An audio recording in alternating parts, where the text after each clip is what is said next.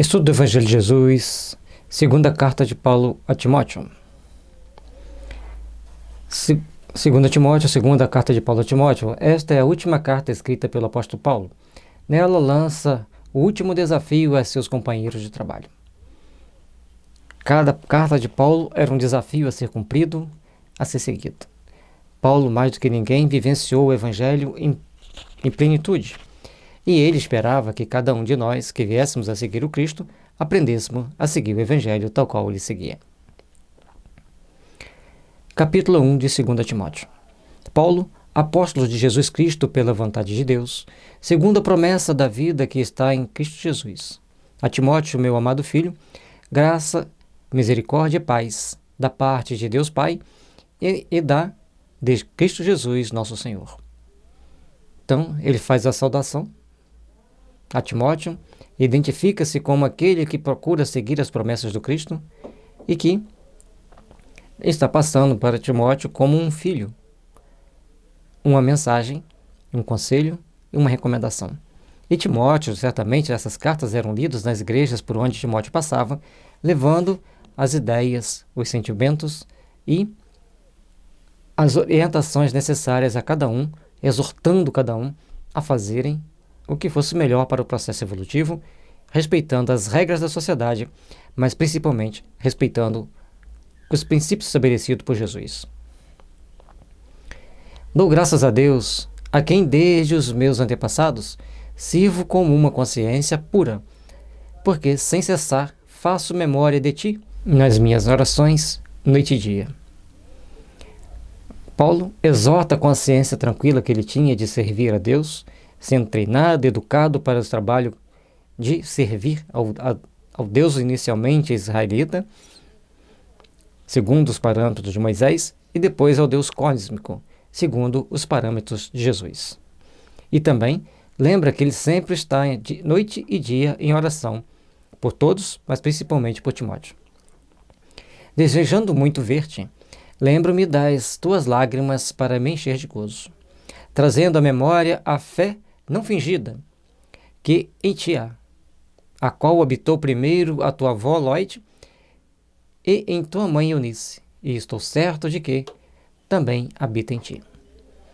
E aí ele procura trazer para o entendimento daquelas pessoas, daqueles que estão ali, que todos procuravam desenvolver esse sentimento de fé, esse sentimento de coragem, e cada uma daquelas que o antecederam foram incutindo nele uma fé para que ele pudesse agora estar cumprindo todos os seus deveres, todo o seu dever, aquilo que ele tinha para ser preparado para o apostolado de Timóteo frente à comunidade onde ele vivia.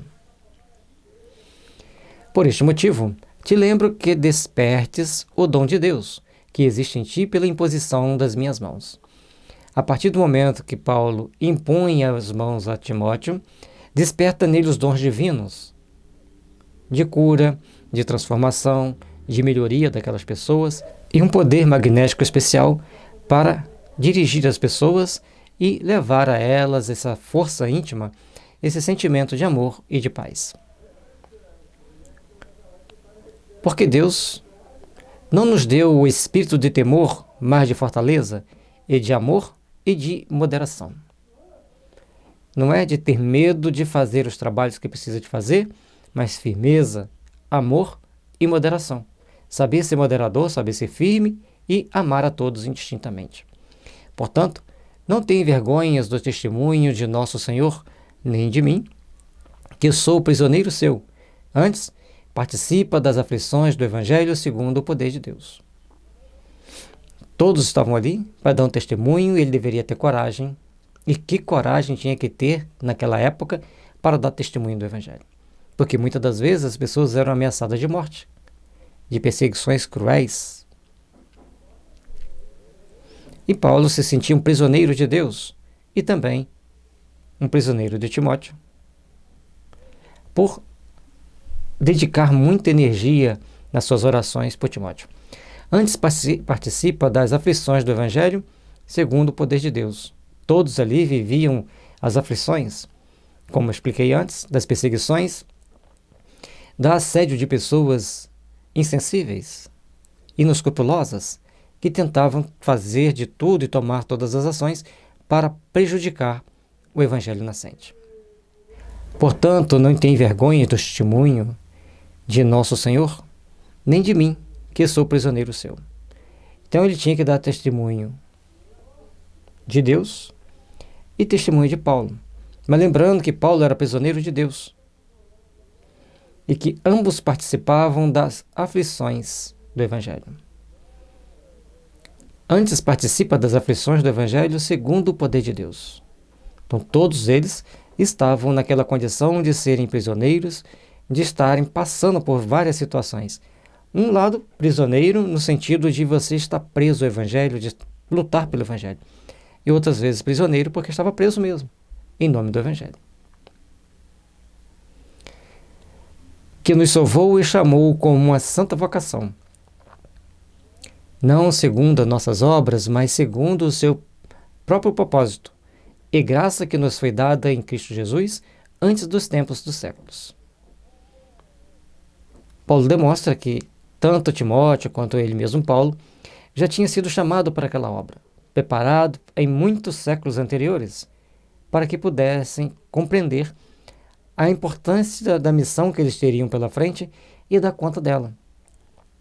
Porque ninguém vai receber essas missões assim, é você.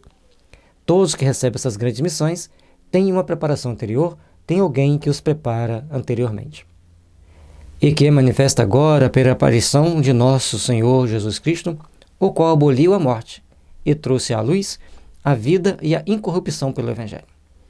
Por que Jesus aboliu a morte se as pessoas morriam? A morte a que se refere é a morte quando nós começamos a agir sempre no mal, sem nos preocupar, sem procurar entender que devemos seguir a Deus. Todos nós temos que procurar, então, aprender a colocar em prática os ensinamentos do Cristo, colocar em prática os ensinamentos divinos e agirmos segundo a vontade do Pai e agirmos segundo os princípios que nos é determinado pelo Senhor. Jesus trouxe a vida porque Ele nos mostrou que mesmo após o desencarne, a vida continua plena de vida. A vida muito mais importante que a vida do Espírito. Mas, logicamente, que a importância desta vida aqui é nos preparar, nos purificar para chegarmos ao mundo espiritual e estarmos em melhor condição. Portanto, cada um vai passando aqui pela situação necessária, o seu processo de depuração, de aperfeiçoamento e de tomada de consciência. Esta encarnação é aquela que nós vamos começar a entender a nossa responsabilidade e a nossa necessidade de crescer para Deus, segundo os princípios estabelecidos por Jesus. Para o que foi constituído pregador e apóstolo e doutor dos gentios. A partir do momento que Jesus então se materializa diante de Paulo e o convoca para seguir por um novo caminho, por novos ideais, a partir daquele momento ele passa a se constituir em pregador, apóstolo e doutor entre os gentios. Ele deixa Jerusalém com Pedro e os demais apóstolos e ele então parte para a península da Anatólia, onde hoje é a Turquia, que é chamada ali de Galácia. A Galácia fica bem no centro da Anatólia, e depois ele vai para a Grécia, vai para Roma, e chega até a Espanha e volta novamente para Roma, onde ele fica até o fim da sua vida. E sempre ele deixa lá os amigos, na Grécia, deixa na Anatólia, em várias regiões da Anatólia, para os quais ele manda as cartas, e principalmente Tito, Erasto e Timóteo divulgam essas cartas, leem essas cartas, explicam essas cartas e exortam as pessoas a seguirem o Evangelho. Por cuja causa padeço também isto, mas não me envergonho, porque eu sei em quem tenho crido e estou certo de que é poderoso para guardar o meu depósito até aquele dia. Ele padece tudo pelo Evangelho, porque ele tem certeza que tudo aquilo que ele padece pelo Evangelho será recompensado naquele dia, no dia do seu trespasse, no dia que você adentra de vez o mundo dos espíritos. Conserva o modelo das sãs palavras que de mim tens ouvidos, na fé, na caridade que há em Jesus Cristo. Esse parágrafo é extremamente importante para nós. Todos são importantes, mas olha isso aqui. Conserva o modelo das sãs palavras, que de mim tens ouvidos, na fé e na caridade que há em Cristo Jesus. Manter a integridade das nossas palavras, manter a integridade daquilo que nós pensamos, daquilo que nós falamos, é fundamental. Todos nós temos esse compromisso, temos essa obrigação e devemos procurar cumpri-la e segui-la segundo as forças do Cristo, segundo as forças determinantes da justiça maior. Guarda o bom depósito pelo Espírito Santo que habita em nós.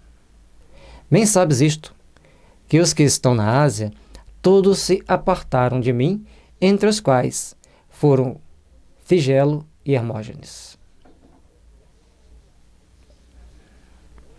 Então, na Ásia, alguns se apartaram dele. Em que sentido? Não querem mais conversar com ele, ou ele determina que eles vão para lá para trabalhar?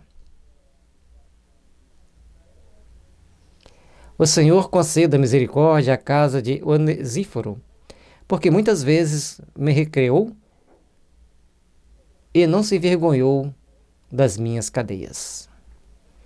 Então, Onesíforo sempre apoiou Paulo, sempre o acolheu e não teve vergonha das suas cadeias. Então, agora fica claro que Fígelo e Hermógenes se afastaram dele.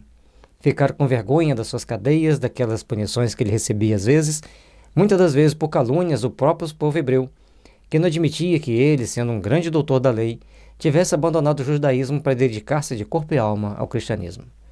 E outras vezes eram as pessoas, como em todas as épocas existem, que gostam de tomar ações e atitudes que tentam, no caso, denigrir a imagem dos santos, das pessoas que trabalham no bem, das pessoas que procuram fazer o melhor para a humanidade. Antes, vindo ele a Roma, com muito cuidado, me procurou e me achou. O Senhor lhe conceda que, naquele dia, ache misericórdia diante do Senhor, e quanto me ajudou em Éfeso, melhor o sabes tu. Então, Onesíforo, a quem ele dedica essa mensagem e agradece a Deus pelo apoio dele, era uma pessoa que, em Éfeso, muito ajudou, e, ao ir em Roma, o procurou cautelosamente. E tinha que ser assim. Você não podia chegar em Roma e perguntar assim: você sabe onde mora Paulo?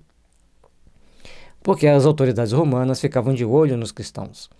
E como ficavam sempre atentas para tentar achar os cristãos, a procurar Paulo tinha que ser com muita cautela, com muito jeito, até encontrar um cristão verdadeiro que pudesse levá-lo até lá.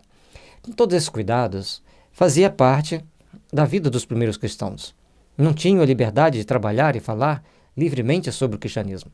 Precisavam, então, de subterfúgio, de etapas para poderem se adequar, para poderem dar o passo necessário para a divulgação do Evangelho, para a divulgação da vida de Jesus. Que as bênçãos do Senhor estejam sempre nos iluminando e fortalecendo, para que tenhamos sempre coragem e força de seguirmos o Evangelho. Que a paz do Divino Mestre esteja envolvendo todos os nossos corações, hoje e sempre.